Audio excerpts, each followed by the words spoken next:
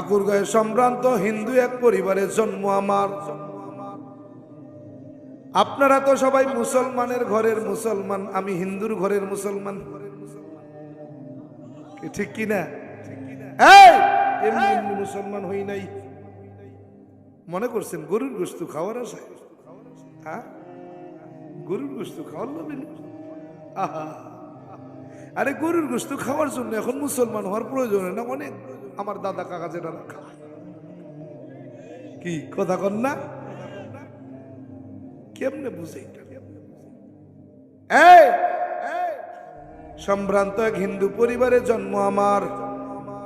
12 মাসে 13 পূজা, 33 কোটি দেবদেবী, তুলসীর গাছের তলায় 64 কোটি ভগবান।